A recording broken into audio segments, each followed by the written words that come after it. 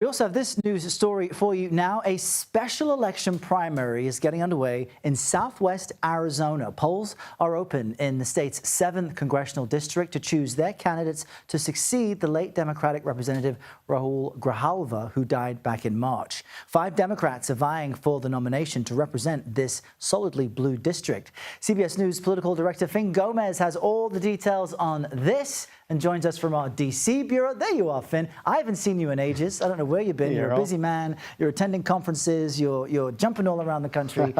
Great to see you. So who is on the ballot here in this Arizona district? Look, it gets really hot in July in Arizona, but this in particular race, it is really heating up.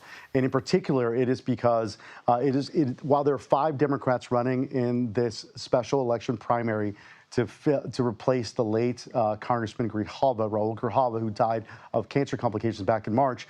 It's really between 3. His daughter, Adelita Grijalva, who is a Pima County supervisor, who's been backed by progressive groups, some labor organizations, and interestingly has the backing of some national Democrats, including Bernie Sanders and Congresswoman Alexandria Ocasio-Cortez, AOC. But also, there's been a lot of focus recently on Deja Fox. She is a progressive Generation Z activist. She's 25 years old, and she's gotten the backing of David Hogg, who is a progressive activist who also backed Zohran Mamdani in that upset New York City mayoral win from a couple weeks ago. And there's also Daniel Hernandez, if you recall, Errol. He was a former Arizona state rep who was also known for aiding former Congresswoman Gabrielle Giffords during that 2011 Tucson assassination attempt.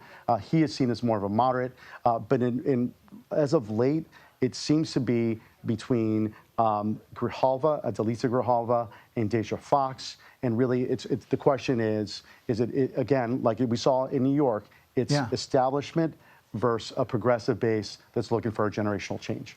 And Finn, let's speak more about that, because in Arizona, as someone who went to school there, I've got family there, friends there, immigration is a huge topic, the economy is a huge topic. Here in New York City, similar.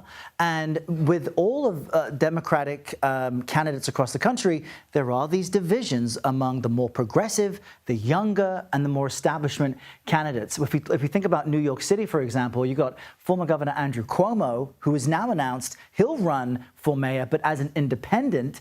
Current Mayor Adams was a Democrat, switched to independent, and as you mentioned, Zohran Mamdani had this stunning win in the primary. So help us understand how Democrats are trying to figure out which wing of the party to lead with. Well, right now, and speaking to some top Democrats, progressive Democrats, they're looking at candidates like Mamdani. They're looking at candidates like Deja Fox, that 25-year-old again, who's running in the special election race, who have this progressive momentum that it really is being generated from, again, this generational change. There's some party leaders are calling for basically a new generation to take the lead, to take the reins here. Deja Fox is also obviously should be the youngest congresswoman in. If elected in September when that special election is held. She's 25 years old. But it's really becoming a litmus test by how much people are authentic, willing to push back against the Trump administration. This is within the base, of course. And also, you mentioned a couple key issues. Immigration is big. This is Southern Arizona. And, of course, the economy. Those 2 factors are playing big in this race and on a national level as well. Errol.